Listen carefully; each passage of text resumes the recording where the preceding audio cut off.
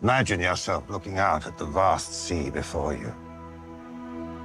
You reach down and you put a hand into the water and you scoop it up towards you. Immediately the water starts leaking through your fingers until the hand is empty. That water is a man's life. From birth to death, it is always slipping through our hands until it is gone, along with all that you hold dear in this world. Hey guys, I'm Luke.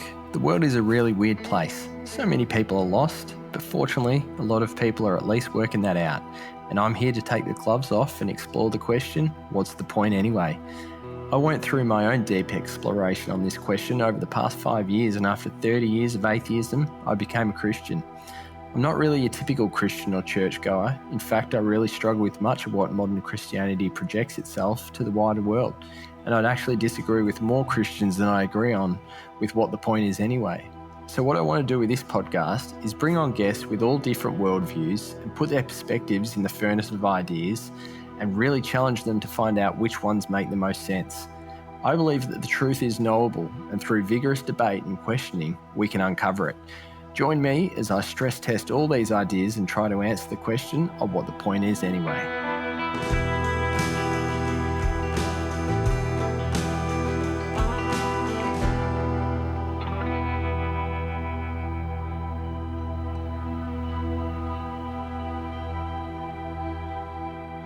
Welcome back to What's the Point Anyway? Joining me today from local Melbourne is Ash Butterss. Ash is a makeover mentor, keynote speaker, and wellness consultant. But these are just terms that she has only developed over the past 4 years after hitting rock bottom at the beginning of 2020. She battled drug and alcohol addiction, eventually checking into rehab and an AA program, but thankfully has been totally sober for almost 5 years now, and in that time has completely rebuilt herself. She's the host of the Unedited Woman podcast and now works full-time on her own venture that runs transformative programs for women, providing physical, emotional, and spiritual makeovers. We actually grew up around the same area, we're the same age and share lots of mutual friends, but as far as I know, this is our first time speaking to you, Ash, and I'm really excited for the conversation. Thanks so much for joining me. As I said, I'd love to get it started with asking you the question, what's the point anyway? Oh, Luke, thank you so much for the introduction, and thank you so much for inviting me onto your show. I absolutely love the concept of this podcast, and I can't wait for our conversation today. So what is the point anyway? That is a phenomenal question. I'm going to be really honest, I hadn't prepped for it, but you know what? The first thing that comes to mind, which is my most authentic answer, is the point is to come home to yourself. That's really the journey that I'm on and that I have been on for the last, almost 5 years. And it's the journey that I guide my clients on as well. It's really just this journey of coming home to yourself. And I think that's really what we're all here to do as part of the human experience on this earth. Perfect. It's a great answer now. And I think, listening is, I've been listening to a lot of your podcasts, and I think was first introduced to you via your recording with Ryan, who was also a guest on the show. And it seems like you're in such a great spot at the moment. How do you think you would have answered that question in 2019? Oh, that's a big one. How would have I answered the question, what's the point anyway? Back in 2019, for those who are probably not familiar with my story, which I'm sure is many people who are listening along here today, to give a little bit of context to the oof that I gave. 5 years ago, my life looked really, really different. Luke, as you shared in the introduction there, 5 years ago, I was in the depths of my addiction, battling drug and alcohol addiction, and really living a double life in many ways, because from the outside looking in, I actually gave off the impression that I was living this, quote unquote, perfect life, that I was really happy. And the way that I defined success at that time was by ticking the boxes. I talk about the boxes that we tick in life, and what that looked like for me growing up in the environment that I grew up in was you go to university, you get married, you buy a house, you have the dream job, and so on and so forth. And I was doing that, Luke. I was, tick, tick, tick. And yet the problem was, what people didn't see was that nothing ever was enough. And what I mean by that was I was doing all of that stuff to try and make myself feel whole, to try and make myself feel complete. And what you couldn't see underneath it all was this deep sense of unworthiness that I carried around. And this is something that I can relate back to feeling since I was a really little girl. I feel like I woke up with this not enoughness, was born into, I should say, this feeling of just never being good enough. And, there could have been a number of reasons why that was my experience or my lens, my reality. And I'm not pointing the blame or the finger at anybody in my life. I've done a lot of work on, in therapy and starting in rehab and going down that journey. I've really unpacked a lot of this stuff. And I've come to realize that, my life experience needed to be exactly what it was for me to be the person that I am today. So I've got a lot of peace around that. But that doesn't discount that for a really long time, I had no idea what the point was. I thought the point was more, more money, more success, more validation. I was on this constant hamster wheel of life, trying to fill this God-shaped hole in my soul. And yet the hole, the void, just continued to get wider and wider and wider. And I would continue to move the goalposts. And, I still do this even today in sobriety. I'm not sitting here saying, I'm nearly 5 years sober and I've got it all worked out. Like I still, I remember at the start of the year, I'd just done my TED talk and that was a huge, life goal of mine. And I was sitting in a room with some other coaches and, oh my goodness, my inner critic was having a field day. Like it was insane. I was like, the inner monologue was like, you're a piece of shit. You're not enough. You're like the weakest, smallest person in this room. Like it was crazy, the stuff that was coming up for me. But the really cool thing about that is that today I have an awareness when the stories start to come up, when the tape starts to roll, and I can implement tools and strategies to be able to bring myself back to reality pretty quickly. I don't get swallowed up by it and consumed by it, and I don't need to reach outside of myself to soothe and ease and quieten that voice anymore. I can work on that stuff. But there's been such a huge shift in my perception and my outlook in life, which has enabled me to grow into the person that I am today. Yeah. What do you think you've learned about yourself the most over the last 4 years? That I'm not a piece of shit. Oh my goodness. What have I learned about myself? One of the funniest things was in the early days was I actually thought that I was a really extroverted person. And if you had met me back then, you would have said the same. You would have agreed.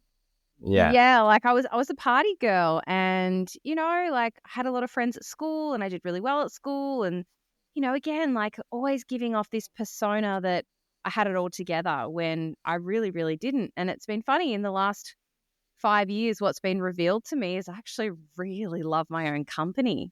I really love being alone and I really love just stillness and quiet. And I had no idea. I think because I spent so many years running away from myself because I inherently really didn't like the person that I was, because I had so much shame, because I had so many negative core beliefs that really dictated and ruled my life. But now that I've done the work to really unpack a lot of that stuff and to let go of the shame, I actually really love the person that I am today. And I can sit with myself really comfortably, which I know can be a really challenging thing for a lot of people. And that's, again, something that I really help my clients with. It's something that needs to be developed and practiced. I don't think it's necessarily something that you just inherently know how to do.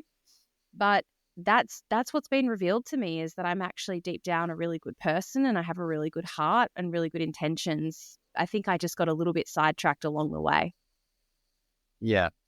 How I'm interested to know, like when you spoke about your life beforehand and it was more, I mean, that was probably, I was probably similar. And I think actually the great sort of plague on Western society at the moment is just more. And then everyone starts to realize over time that more never actually fills their cup. Mm-mm. How did the drugs and alcohol tie into that? Because, from a logical perspective, you would say, okay, you've got this good career, you're married, you've got a home, you're trying to make more money. You know that drugs and alcohol aren't helping that. So how did that tie in with your sort of day-to-day experience? What was it, an escape from it, or was it just seeking Yeah. more highs? Or So for me, I was 12 the first time I picked up a drink, Luke. And from that very first drink, I drank to blackout. And from that very first drink, I remember thinking to myself that I'd found the solution to all of my problems, because that inner critic, that negative, itty bitty shitty committee that was just rampant within inside my mind, I'd had that since about the age of 3. So when I discovered alcohol at the age of 12, I was like, oh my gosh, this stuff's amazing. This turns down the volume. This quietens that inner critic. I love this stuff. And of course, the more I drank, the quieter it got. What I didn't realize at the time was that I was also going to get really, really unwell and, be sick and all of the things that come with when you drink too much alcohol. But pretty much from that first experience, I just knew that I wanted more of it. And so I was a heavy drinker and a binge drinker from the outset, but I had almost like this Dr. Jekyll, Mr. Hyde thing going on where, from Monday to Friday, I would show up, suit up, and I'd get the job done, whether that was in high school. I was best friends with all my teachers. I was a prefect. I was music captain. I was doing all the stuff to be the good girl. yeah, And then on the weekends, I'd be going out.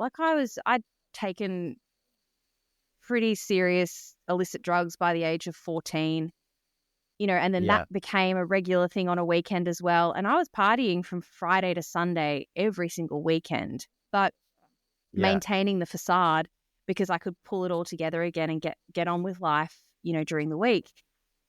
And that pretty much stayed that way until 2018. So 2 decades pretty much. That was sort of the way I drank and I used. There were periods within that 2 decades where it did get out of hand. I remember when I was 18, 19, I had run up such a bad drug debt that I actually had to reach out to my parents to bail me out of that. And at that time, we didn't really know about addiction or alcoholism or recovery and what was on offer. So I remember my parents took me to a health farm and I went away for a week and I came back and I was drinking and using again that night. So, we didn't have any education around it. And I went back and I just continued doing the things. And, I remember at one stage I got into a relationship with a really healthy person, which was really new for me. And that kind of sorted me out for a couple of years. Things started to tame a little bit. And then I self-sabotaged and I blew that up. And then I did what we call a geographical and I moved to Sydney, all the while still keeping a job, still making everything look okay from the outside in. But unbeknownst to me, the disease of addiction, which is it's very progressive in its nature. It's quite insidious that way. It started to build slowly. And so it went from just being weekends to, maybe one night during the week and weekends. And then it was a couple of nights. By the time I moved to Sydney, things were pretty out of control, but I was still showing up to life and doing what I needed to do. And then I ended up falling in love with an addict. So we were in this really codependent, enmeshed relationship where we would enable one another because he was using. So I couldn't call him out on that because then he'd call me out on my drinking. And so again, things just continued to snowball, but it was really subtle at the time. And so I don't even know if I really knew. I mean, it certainly wasn't intentional. I just thought I liked to drink. I thought I was really good at it. It was a really fun outlet. It was a way that I could let my hair down. And what I didn't realize at the time, what I was really seeking was just that inner peace, that peace and comfort that I got every time I took a drink. And fast forward to 2018, and that's really when things started to escalate for me. And this is where I went from being this party girl, binge drinker to a daily drinker. And this is when alcohol really took a hold of me. And it was off the back of quite a traumatic event which I'm happy to share with you. I my brother-in-law actually took his own life 2 weeks before my wedding Yeah, I day. heard you talk about that. Yeah, and I mention it because, for a lot of people, they don't have that defining moment where things shifted, but I really can see that, I still to this day, it's so vivid. I remember picking up the phone and receiving the phone call, and in that moment, something snapped in my brain, and I just went, I don't know how I'm going to get through a single day of my life without alcohol, which had become my best friend in a way. It was this self-medication. And so that's what Yeah. I started to do. And again, it And wasn't was he intentional. sorry to interrupt, Ash, was he Yeah. your housemate as well? Yeah. Did I hear Yeah. that? So, Yeah. So he was really yes. close. Yeah, really close. He was my fiance's little brother. He'd been living with us for a couple of years at the time, and the three of us just did everything together. We were inseparable. We Yeah, lived in right. Bondi. We'd wake up, we'd go to work, we'd always go to the beach in the afternoon, go for a swim, eat dinner on the balcony together, and we were just we were the three musketeers. Mm. And so when we lost Dan, he was 26 when he left this earth.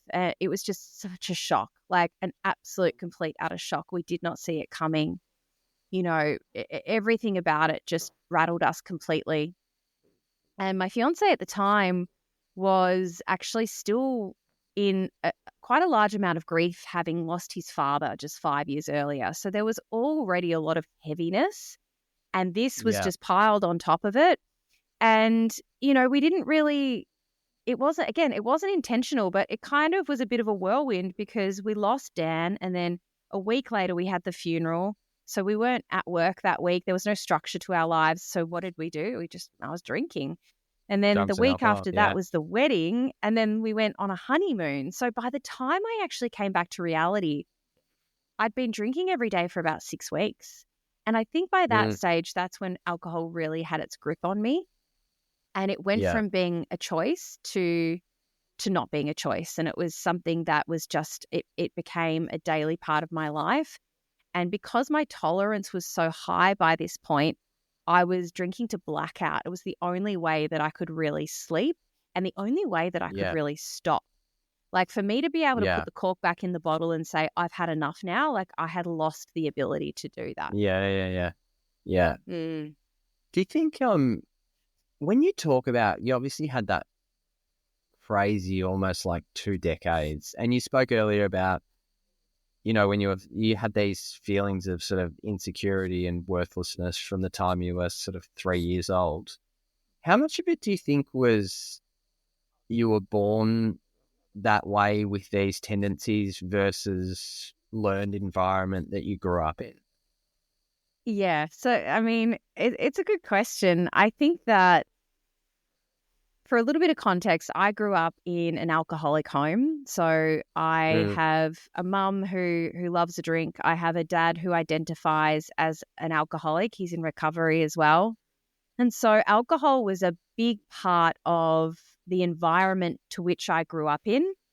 And that's not necessarily what made me an alcoholic.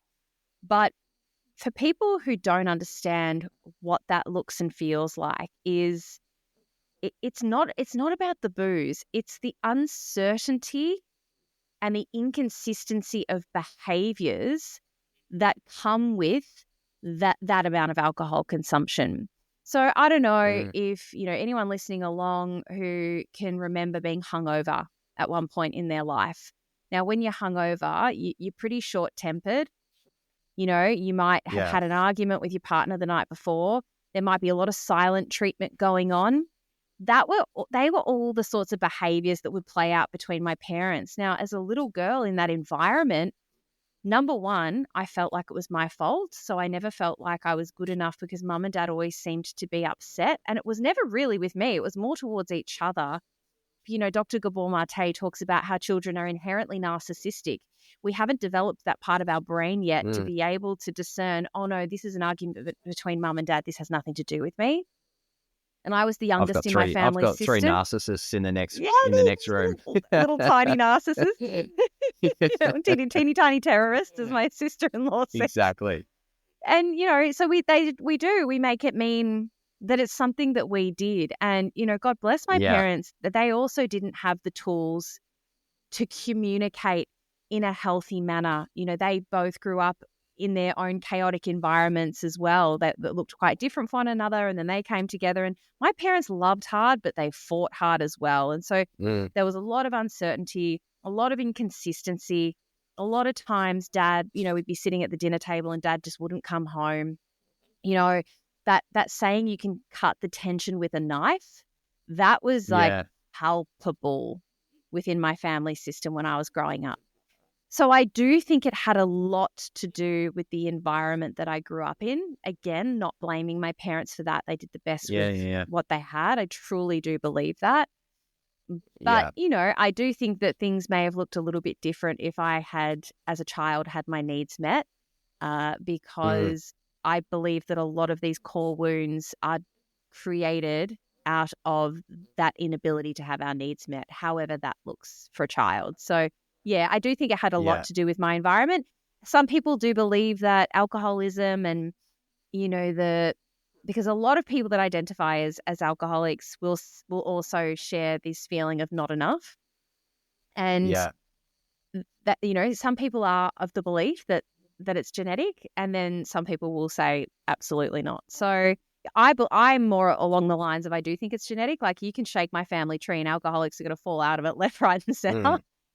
But, I think so. I mean, I think there's personality traits that lead someone. It doesn't mean you're going to, it's not like you're born an alcoholic, but if you've got a more sort of intense and addictive natural personality, then if you put a drink in front of you, you're probably more likely to have 20 of them rather than 2.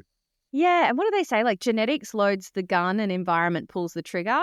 I really, I think that's got to be me for sure. So I loved when you did the interview with Ryan. I mean, people that know you will know your backstory. People who have never heard of you won't know the part that obviously your dad went through a really sort of high profile, spiraling out of control. And at his peak was, one of maybe the most high profile successful businessmen in all of Australia as well. And I love how open and humble both of you guys have been in telling your story and sharing that story. But what have you learned about, I know you're not a parent yourself yet, but, I think a lot of people think, what do we need to give our kids? If we give them a nice house, a nice school, live in a nice area. I mean, you had all of that. But that clearly isn't what meets the needs of a child, is it? Absolutely not. That's, it's been really interesting. I lived in Sydney for 8 years, and during that time I spent, in social situations. I was with some of the wealthiest people in Australia. And I'm telling you right now, Luke, they were also some of the most miserable people in Australia. And so, to your point, it's got nothing to do with the material things. As long as a child's basic needs of like food and shelter are met, I think the most important thing that a parent can possibly do is to be there, to be present with your child and to listen and communicate. Because I remember at the time, all I wanted was for my dad to come home for dinner. And I've got this theory. I'm not sure if I shared it on Ryan's podcast or not, but I'll share it with you now, because I swear to God, I'm onto something here. I have a theory that if a family sits down at the dinner table at night, the 2 primary caregivers, whether that's 2 mums, 2 dads, or one of each, sits down at the dinner table and has a meal without the television on, and you actually engage and communicate and actively listen, then I think that your children have a far greater chance of growing up to become healthy, functioning adults. That wasn't my reality. It was very rare that we would have an experience like that. And yet when I look at all of my friends who seemingly went down the right path versus those of us who perhaps got a little bit waylaid, a little bit sidetracked, that seems to be a common theme throughout, is whether or not they had that family system and that act of sitting down at the dinner table and having a conversation with their parents every night. I could never go to my parents and tell them what I was doing. My mum, I remember when I was from a really young age, like I remember I would get home I'd go to my boyfriend's house when I was 14, 15 years old. And of course I was drinking. And I would get home and my parents would breathalyze me. Like, it was so full on. And so I just figured out ways to become a really good liar. You know, there was like the dishonesty and the manipulation, like they're two character defects that I've really had to work on since getting sober, and I became aware of this behavior. Because here's the thing about dishonesty and manipulation. When you're really good at it, you don't know that you're doing it. You know, like, and then you start to trick yourself into thinking that you're just a really nice person and that you just do all of this stuff for people. But it's absolute bullshit. Like, people pleasing is inherently dishonest behavior, because what you're doing is you're saying yes to something you really want to say no to, and then you develop a resentment towards that person because you've had to do something you didn't want to do. And then this person's wondering why you've got the shits with them. Like, it's so much easier to just be really honest and just to be clear with your intentions. You know, I think people feel a lot safer when they know that you're showing up honestly and authentically. So these are all things that I've had to learn about myself. You know, all these things that have been revealed to me over time. And I'm sure that there's going to be much more that will be revealed. You know, I think this is the beauty of being on a transformation journey and allowing the layers to continually peel back, is like I just get to learn more and more about myself and how I can show up and be a better human every single day. Awesome. So I'd love now maybe to move from that into this journey of, I guess, Ash Butterss post 2020. So you obviously had, I mean, it was a really funny time for you to snap out of it, given what was ahead. Right? I know. It's crazy. Was it February 2020? There was sort of a set of incidents that led you to the point where you're like, no more, I need to sort this out. Yeah, so I have a defining moment that I call my rock bottom. The interesting thing about that, Luke, was that it wasn't, so basically what happened was my husband and I were really not in a good way. So by the start of 2020, we'd been married for almost 2 years, in which that time we'd both been very much consumed by our own addictions. And I describe it as almost like we were two bodies living under the same roof, but we weren't connected in any way. And so it was very lonely and very isolating, and we would fight all the time, and we were very defensive with each other, but then continuing to enable each other's addictions. We went to the US at the start of 2020 on a ski trip, and I just remember by the end of that trip, I thought, I can't do this anymore. I can't be in this relationship. And I also blamed him for the amount of alcohol that I was consuming. And I remember that he decided that he really wanted to get clean, and he wanted to go to India to do that. So he flew out to India on a silent retreat. And I remember thinking at the time... Did he do it? I did the silent retreat. Did you? Was it Vipassana? Vipassana. Yeah. Okay, so he went... That was like 15 years ago, so I know that. Oh, there you go. You'll have to chat to Dad. He's done that before as well. And Has he? And loves that. I actually really want to do it. Anyway, so he went to this silent retreat, and I remember thinking, Luke, in all honesty, I was like, this is fantastic, because once you leave, then I'll get my shit together. I'll be working out every day. I'll be eating great. I won't be drinking because you're the reason why I drink like this. You know, it was just constantly blame. And what do you think happened? He got on the plane. Drinking. Yeah, he got on the plane, and I was like, all right, now I can drink how I really want to drink, because I don't have anyone watching me. And I was actually down in Melbourne, because my head office for the company I was working for was down in Melbourne. So I was in Melbourne that week, and I was staying at my mum's house, and I decided to stay the weekend so I could catch up with some old school friends. And I remember it was the Friday, and the company I worked for, there was some of us going out for Friday night drinks. And by this stage, alcohol had such a hold on me that I couldn't guarantee my behavior when I drank. So I was drinking alone. And so I remember declining the invitation to go out for drinks with everybody. And I picked up a bottle of wine on the way home. And I was sitting at my mum's kitchen table drinking this bottle of wine. And I got a text message from a friend who was in Richmond. And he said, hey, come out for one drink. And I thought, I can do that. I can go out for one drink. Fully believing that I would just go out for one drink, by the way. This is the insidious nature and the delusion. And so I went out for one drink, saying to Mum, I'll see you soon. And that would have been maybe 8 o'clock at night. And what time do you think I got through the door? 8 a.m.? Yeah, it was 8 a.m. the next morning. all the while I had, mum had been messaging me all night, where are you? I'd been lying to her about where I was.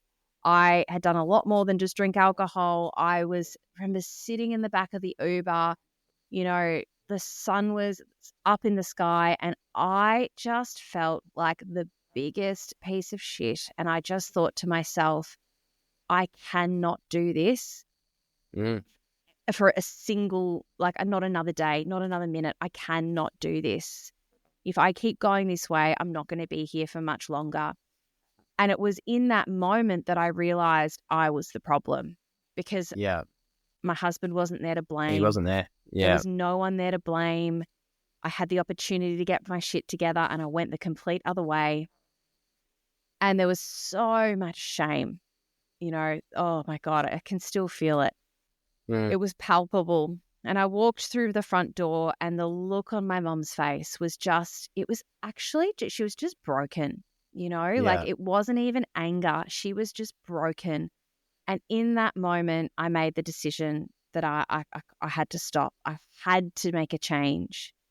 And so pretty quickly, we actually called my dad, and my parents have been separated since 2005, but we called my dad, and he was just around the corner, actually about to walk into a 12-step meeting. And he was there within 10 minutes, and we sat there, and we were chain smoking cigarettes at the back.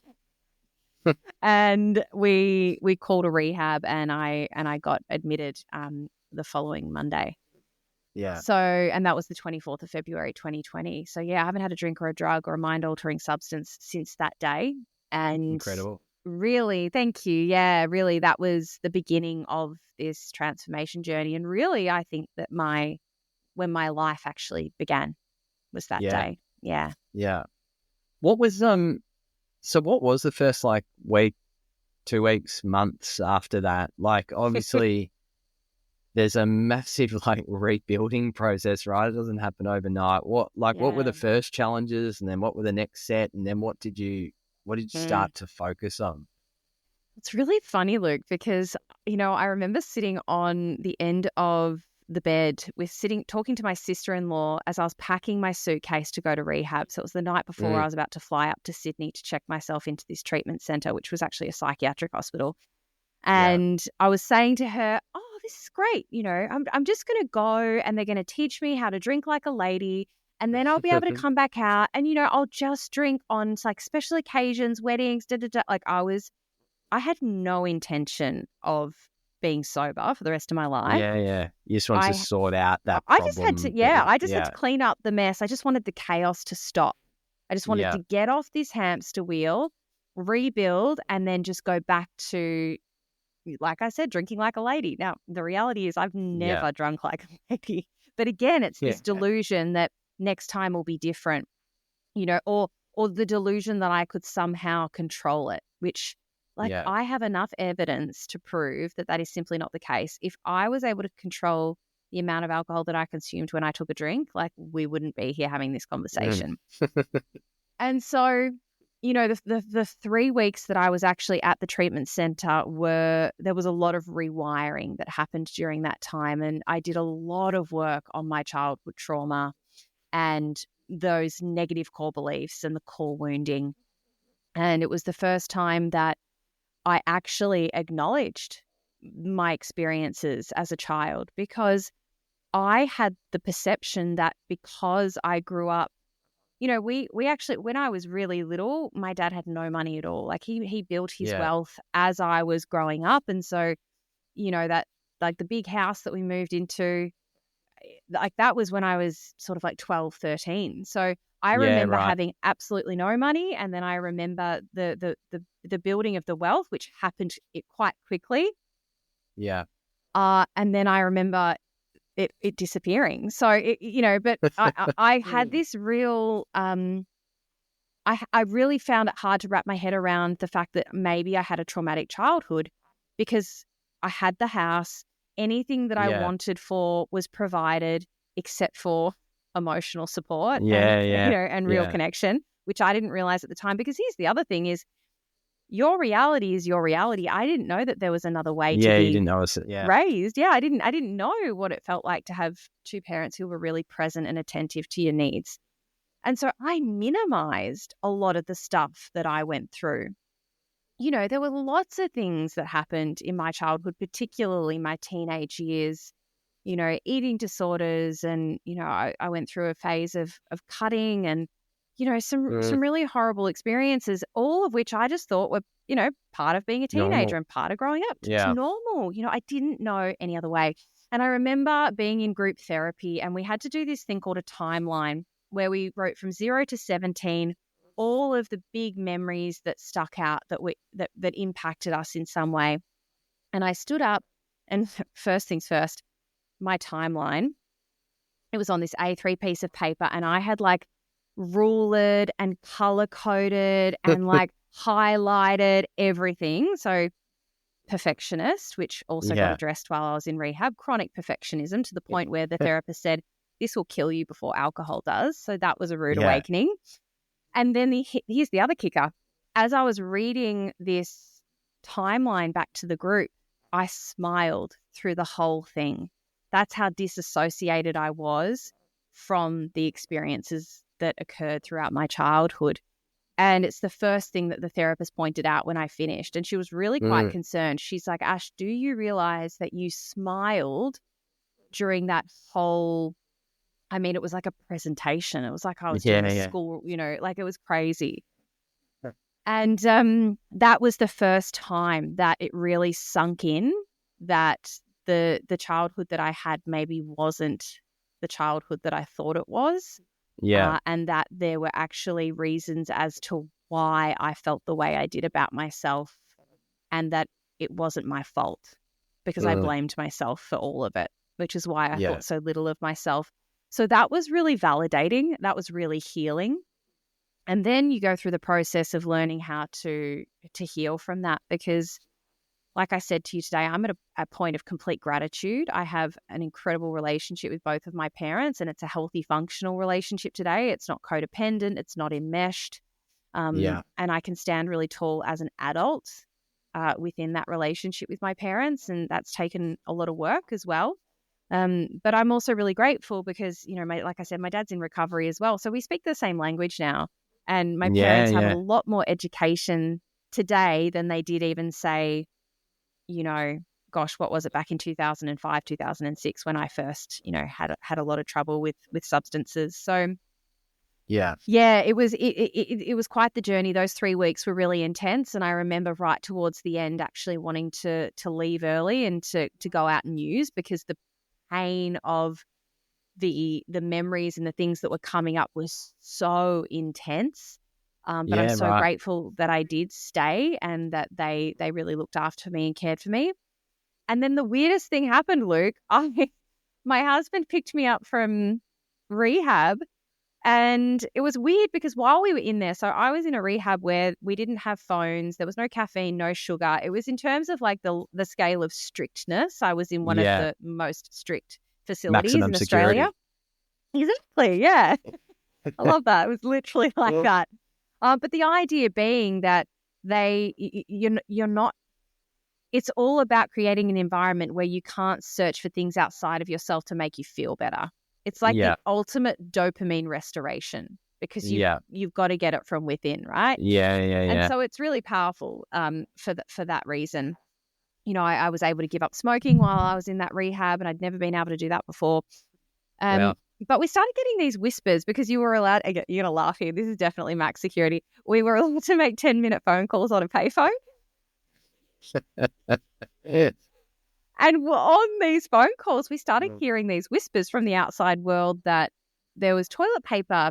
You know, you couldn't get toilet paper in the supermarkets. And because this is the start of COVID, of course.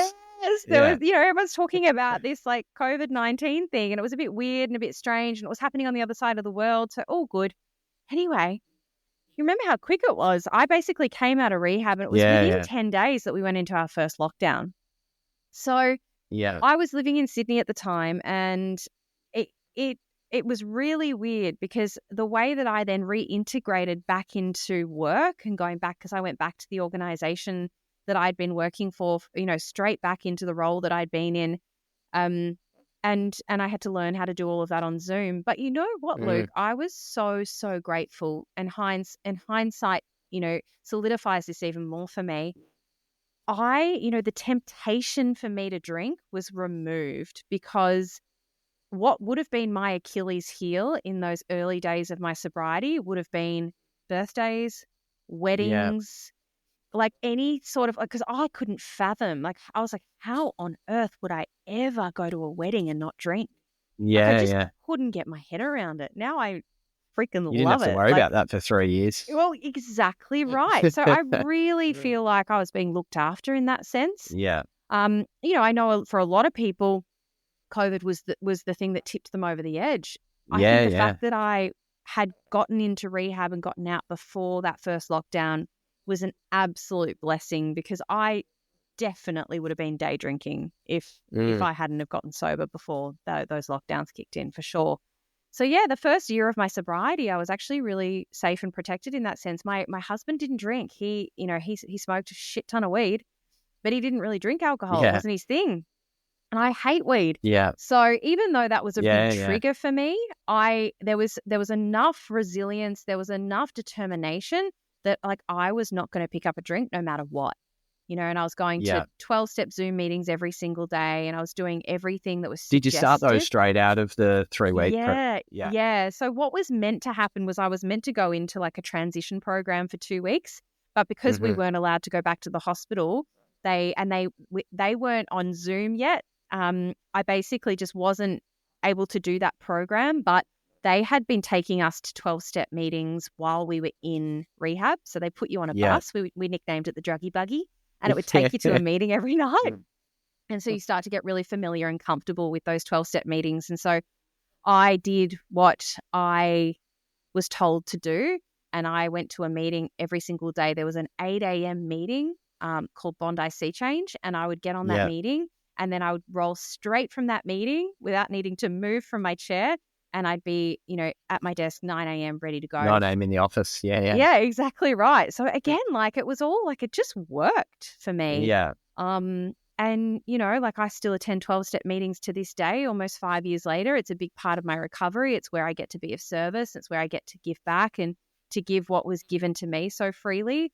And it's, it's a beautiful part of my life, but it's certainly not all of my life. I think one of the biggest things, that's happened to me is, I talk about sobriety as being the foundation to my transformation, but what it really did was it gave me the clarity to be able to start that journey back to self, which, we spoke about at the very beginning of this conversation.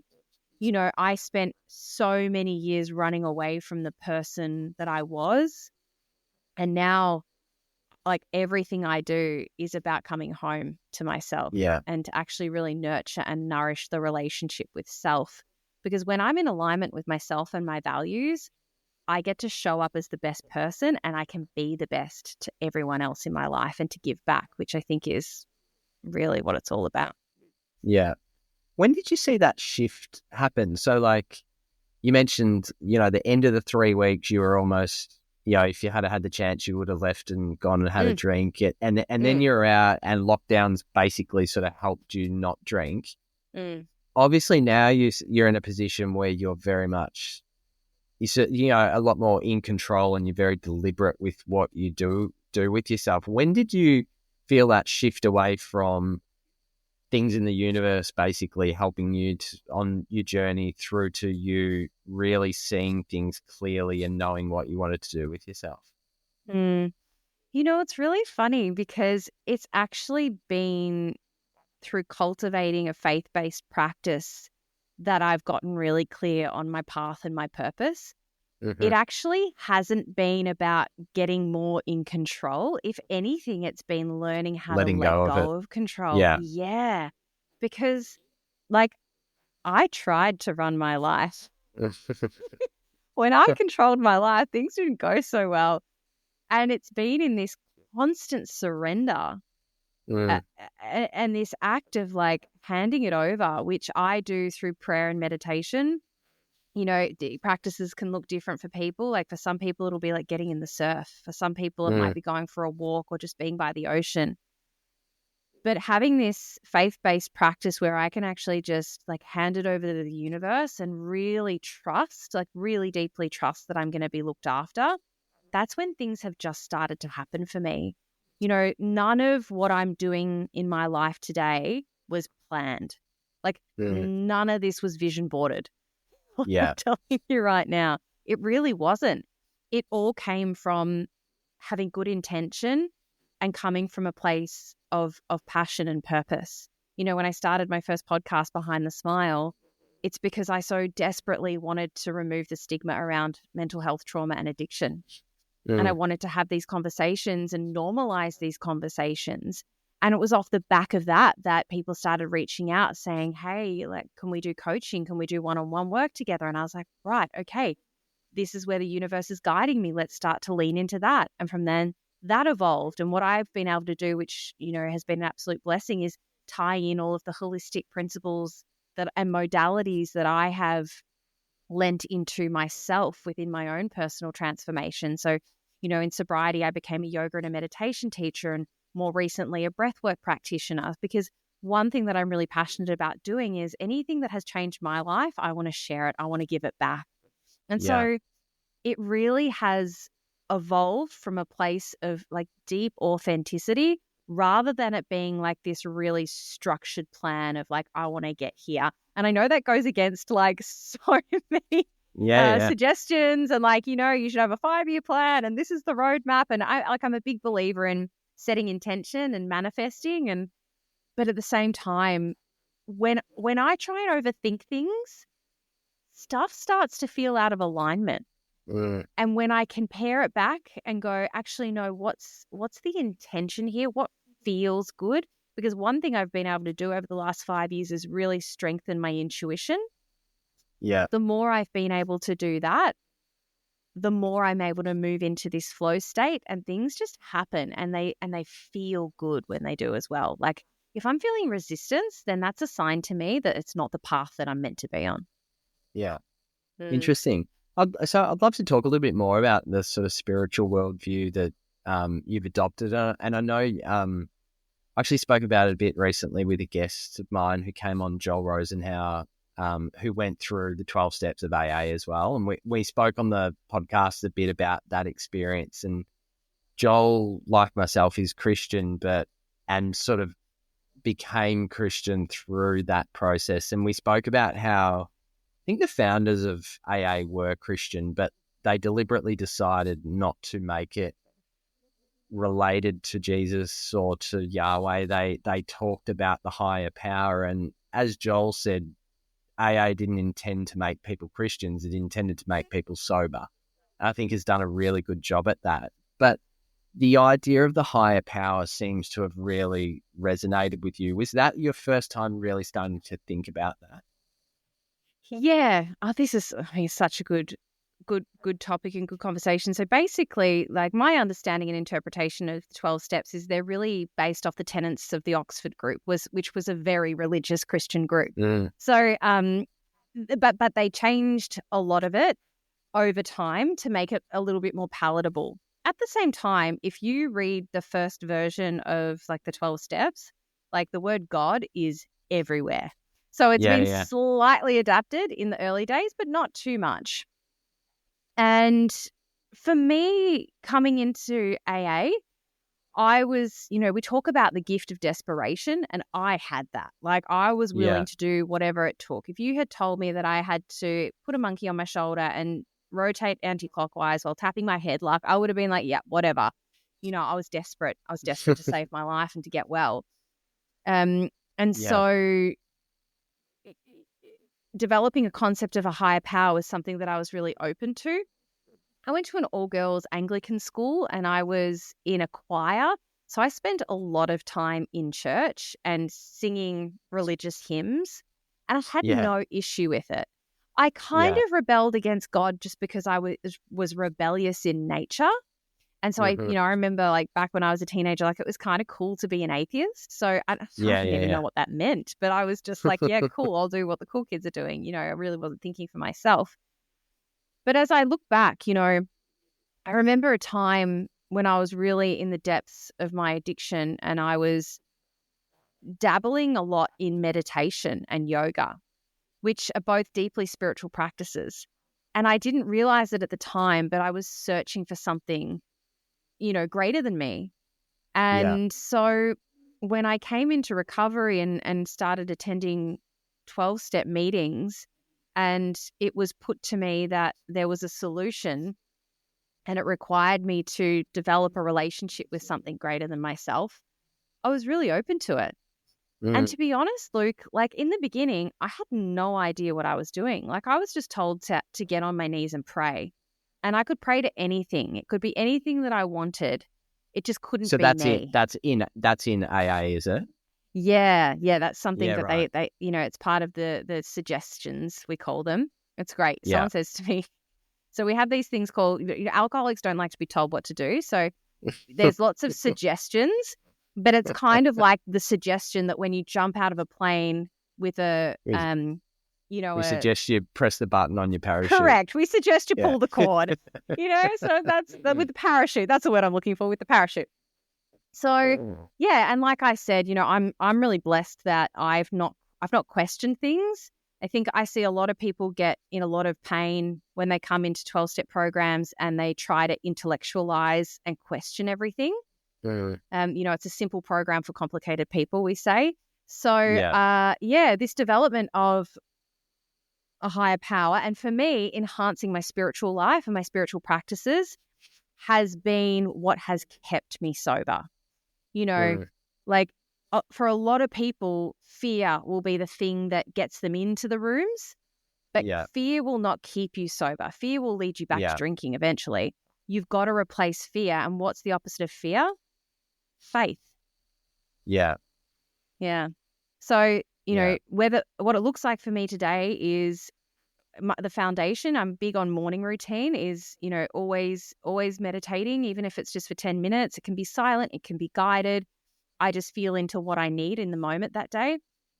And then I pray. And what that looks like for me is I have a couple of set prayers that I do. One of them is called the 3rd step prayer, and then the 7th step prayer, which I really love. And then I do what I call freestyle with God. And that's where I just talk. I just share what's on my heart, what's on my mind. I ask for direction. I give thanks and gratitude. And then the third and final thing I do is I actually write a gratitude list. And that has been part of my recovery from very early days.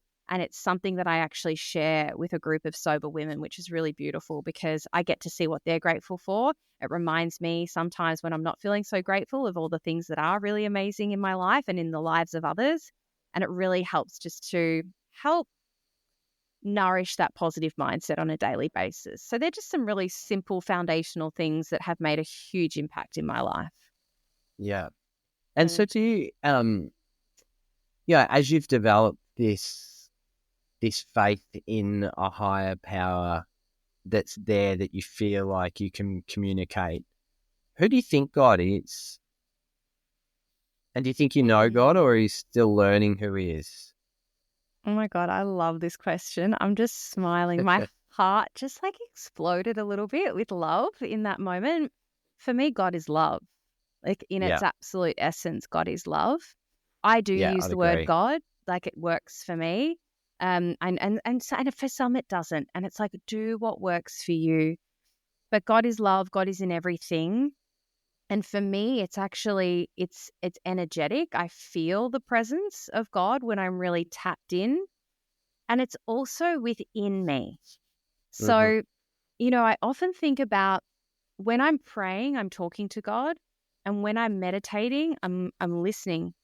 Because so often, an example I'll give is, say there's something that's happening in your life, a situation, a circumstance, and you just don't know what the right answer is. And you're stuck and you can't figure out what to do.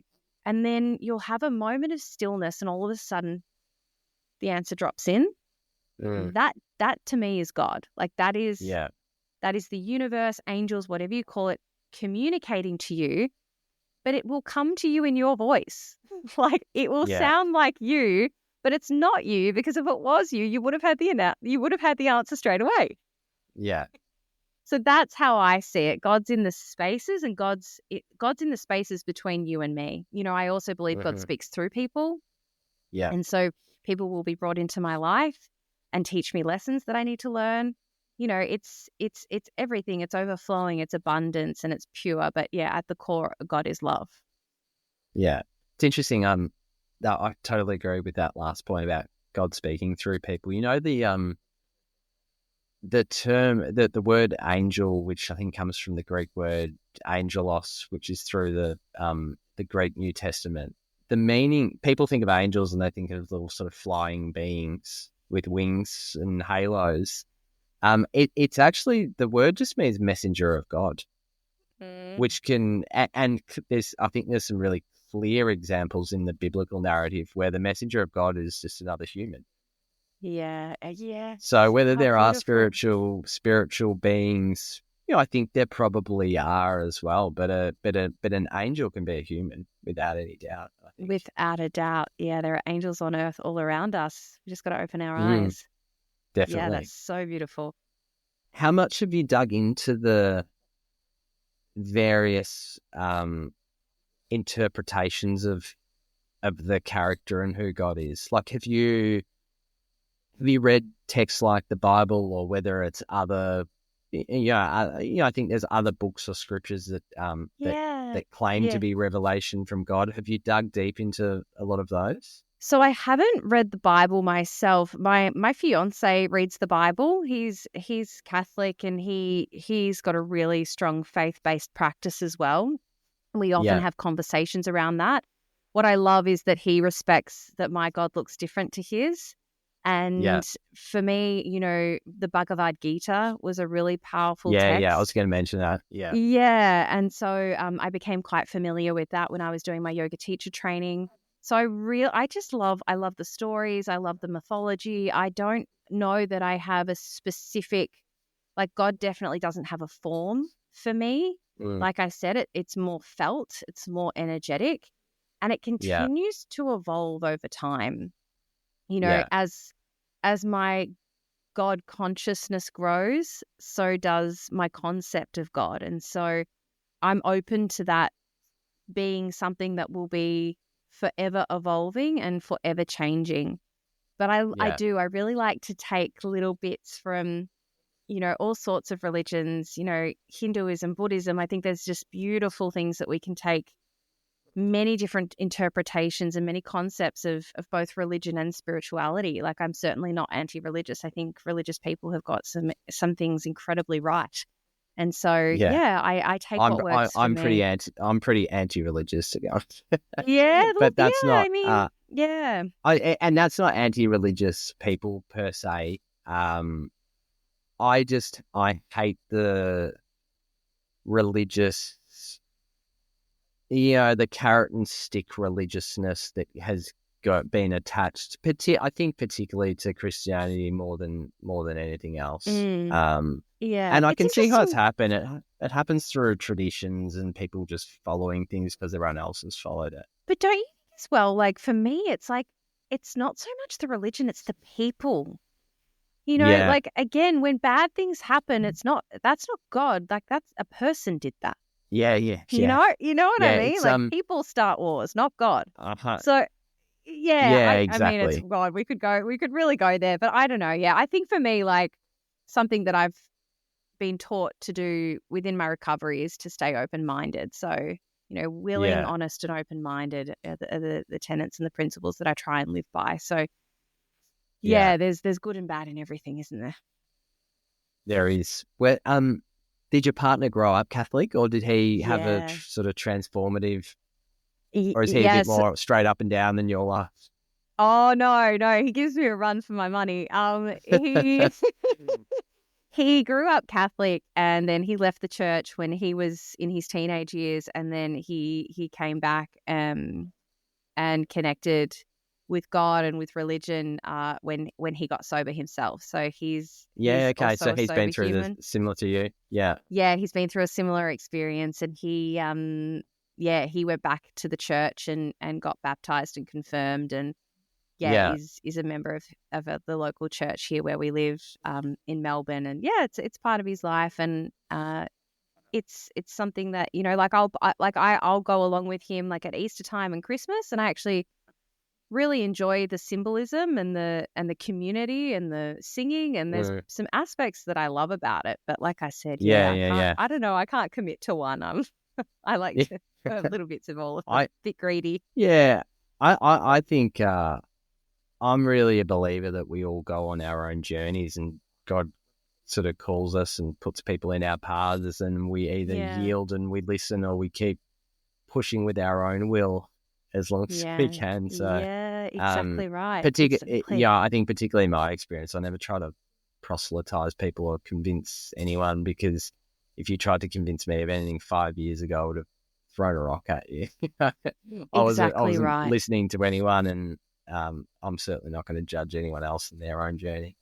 Yeah, no, One absolutely. thing I'd love to ask Ash about, I often think this about people that have come through programs like AA, and really sort of rebuilt themselves out of it like you have. Do you, correct me if I'm wrong, but one of the, philosophies of AA is that you're always an alcoholic and you always will be. Mm-hmm. So now that you know so much more about yourself, and you have a way with dealing things, can you ever imagine a situation where you relapse in future? And if so, and do you ever think about that? And if you did, how would you deal with it? So let me answer the first part of the question. Do I ever think about relapse? The answer is no. Yeah. In all honesty, if you were to offer me a drink tomorrow and you said, Ash, you can drink again and you'll have no issues, like, Luke, I wouldn't be interested. Not interested. Because the life that I get to live in sobriety is so much better than the life that I had when I was drinking. And it's not even about the chaos and the carnage that came along with the way that I drank alcohol. It's like, alcohol is a poison. It's a depressant. It disconnects me from my essence and my true self. Like, there's nothing good, in my humble opinion, there was nothing that alcohol gave me that was positive. Yeah. You know, even like social connection and interaction, like, it was all bullshit, really. Like, the connections and the people that I have in my life today are so much more authentic and raw and real. And the conversations that I have with people are like the conversation you and I have had today. Like, we've known each other all of 5 minutes before we started talking, and yet we went there. I wasn't able to do that without a drink or 10, 5 years ago. Like, I relied on alcohol as a social lubricant, and it really was this great disconnector. It disconnected me from you, and it disconnected me from myself. And it really put a cap on my potential. It's like, I truly believe that anybody would benefit from removing alcohol from their life, whether or not they have an issue with it or not, because I just think that you become a much more productive and connected person when you remove alcohol from your life. I've had how many? Two. I've had two. I wanted to make sure I was telling you the truth. I've had two girlfriends in the last 5 years, in my really close friendship group, girls that I went to school with, who have given up drinking, and they did not have a problem with it at all. Like, they didn't mind a drink, but they witnessed my journey and the transformation, and they were listening to Behind the Smile, and they were like, I want some of that. That sounds awesome. And now, like, I love having conversations with them. They're like, I would never go back. Yeah. One of them just ran a marathon. Like, she only started running 12 months ago. Like, it's just unbelievable the things that we do when we're not hungover on a Sunday. So I don't really think about relapsing. So there's no drive bringing you back to it. It's not a... Definitely not. But that's not... But I have to be really honest. Recovery is a big part of my life. Like, I still attend 12-step meetings. I have a partner who's sober. I am of service. I sponsor women. I put myself in the middle, and I stay an active participant in my recovery and in my life. what I have witnessed and observed in the short time that I've been in recovery is that if you don't continue to put it first and commit, you will fall off. And that's why I believe relapse is so, so common. Yeah. And, like perhaps there are a handful of people who can leave AA and drink like a regular person again. They probably weren't really alcoholic to begin with, perhaps. But like I actually haven't really seen that happen myself. Most people go out and they may be able to manage and control it for the first couple of weeks, maybe months, and then pretty quickly they're back to where they were at the end, if not far worse. So it's just not something that, I in the grand scheme of things, the things that I need to do to maintain my recovery today are such a small price to pay for the life that I have on offer as a result of being clean and sober. That's awesome to hear. So what's next for you, Ash? 2025 is going to be a big year. I'm really excited. So I'm running my transformation coaching programs, which I absolutely love. So they're a 6-month container with incredible women helping them to experience the same life transformation that I have experienced. So it's really about helping women to reclaim their self-worth and to discover their purpose so that they can live a deeply fulfilled life. So that's really what lights me up. I'm also running 3 retreats next year. So the retreats, when you come on retreat with me, the things that you can experience and expect are meditations, yoga practices, all levels of experience are welcome. We also do breath work, and there's a lot of beautiful connection and community at those retreats. So I've got one happening in March, April, and then Bali in September. So lots of fun things happening there, as well as running one-on-one breathwork breakthrough sessions here in Melbourne. So lots happening in 2025, and I'm just so excited to keep it up and to keep going and to see what evolves. Like I said, I try not to plan too far ahead because I like to let the universe guide me. Yeah. Is that totally different to where you were? I mean, I won't disclose what it was, but you were talking at the start that you're looking at doing something that's a bit sort of sporadic and new. Before, you would always plan. Would you try to always plan everything and you wouldn't let things just sort of take you where it needed to go? Okay. Yeah. Luke, if you could have seen the version of me 5 years ago, I used to go away. My mum and I went to Hawaii one year on a mother-daughter trip, and I printed out a run sheet of what we would do. It would be like 6 a.m. wake up, 6:15 go down for breakfast, 6:45 walk along the beach, 7:30, and I was militant with the way that I controlled my life.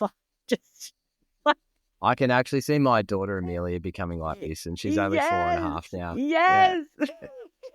So I'm the opposite. Yeah, I mean, look, I've still got it in me. Don't get me wrong. Like, I still love a bit of a plan, but I try to let go and surrender and hand it over as much as possible. So yeah, very different attitude and outlook towards life today. That's for sure.